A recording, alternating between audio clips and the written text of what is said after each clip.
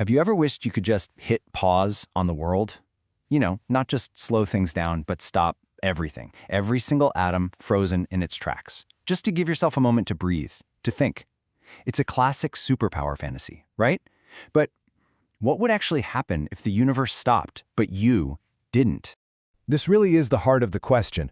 Would you gain this ultimate freedom, or would you stumble into a hidden catastrophe? As we're about to find out, the answer gets to the very core of what it even means to exist in the first place.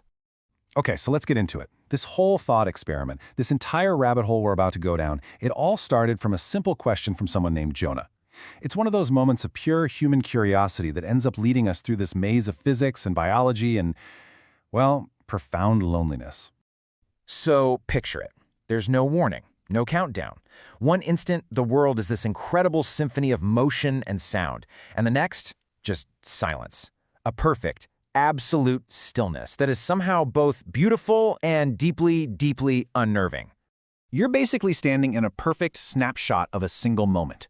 A bird is just hanging there in the sky, its wings forever about to beat. Raindrops are suspended like a chandelier made of glass. People are statues, mouths open mid-word, feet frozen an inch above the pavement.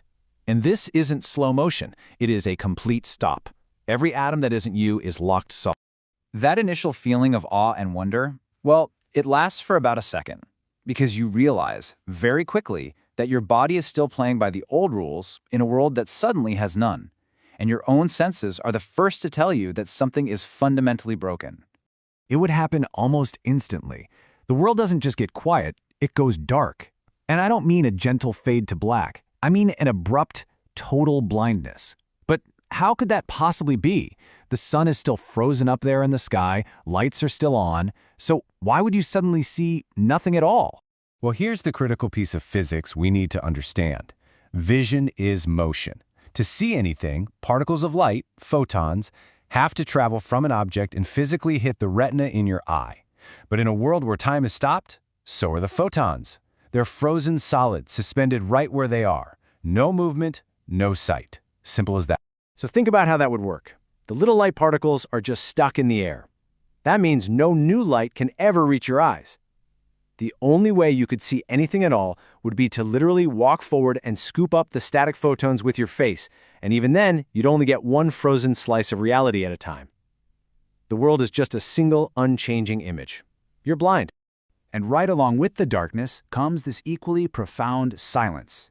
See, sound is just vibrations moving through a medium, like air. But if the air molecules themselves are frozen solid, they can't vibrate. They can't carry a wave. You could scream at the top of your lungs and the sound would just die on your lips. Your sensory deprivation is now total. And this is where things go from being a sensory problem to being a full-blown survival problem. Losing your sight and hearing is disorienting, for sure. But now, the environment itself becomes your enemy. The very air around you transforms from a life-giving gas into a deadly obstacle. Your body is about to go to war with the laws of physics. Normally we move through air without a second thought. The molecules just zip around and get out of our way. But in this frozen world, the air molecules are stationary. They have nowhere to go. Trying to walk is no longer like walking through a room. It's like trying to walk through a solid wall of nitrogen and oxygen. Every single step is a high-speed collision. Okay, so you're blind, you're deaf, and you're struggling to even move. Your instincts take over. You need to breathe. But that's simple. Automatic act has just become the most dangerous thing you could possibly do. When you take that first breath, you pull in the oxygen molecules right in front of your face. But when you exhale, that carbon dioxide has nowhere to go. The frozen air can't be pushed away. So you create this tiny toxic bubble of CO2 right around your mouth and nose. Your very next breath is less oxygen and more poison. You're on a timer now, and you only have a few minutes. And hey, if the air doesn't kill you, the heat will. Even when you're just sitting still, the human body is an engine. It's constantly generating heat. On average, about 100 watts of it. Basically the same as an old-school incandescent light bulb. Usually, the air moving around us carries that heat away. It's called convection. But in our frozen world, there's no air circulation. None. All 100 watts of that energy are trapped inside you. Your body becomes a perfect thermos, and your own metabolism starts to cook you from the inside. So, suffocation or overheating, it's just a race to see which one gets you first.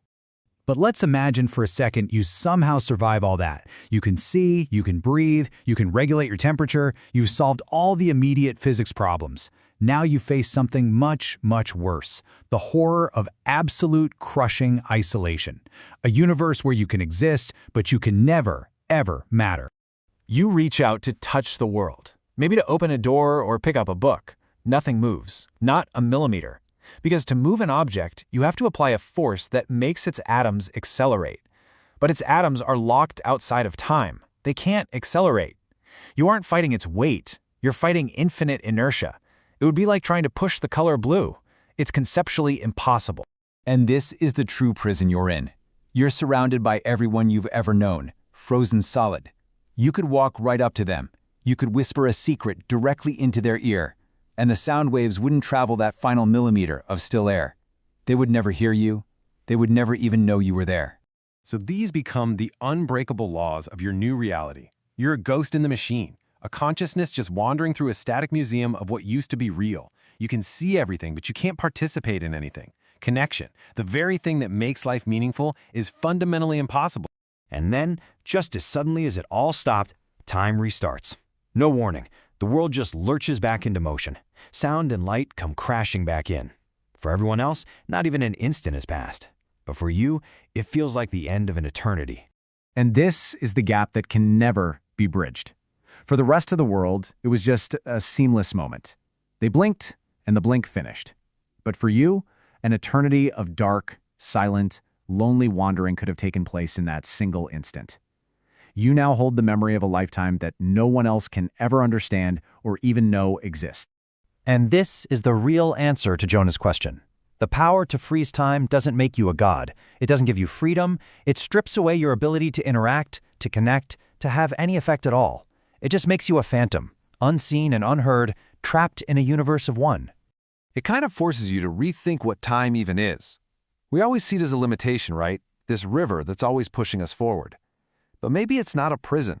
Maybe time is the very thing that allows stuff to happen, for cause to have an effect, for one person to actually connect with another.